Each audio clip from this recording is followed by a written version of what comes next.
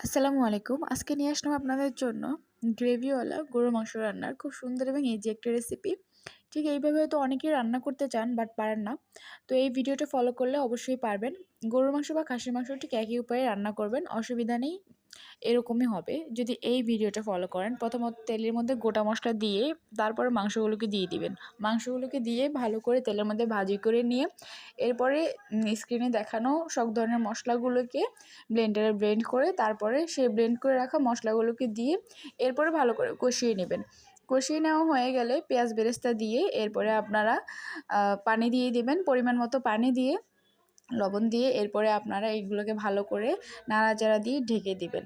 আর ঢেকে দেওয়ার পরে কিন্তু বারবার আপনারা এই মাংসটাকে নাড়াচাড়া দিয়ে দিতে হবে।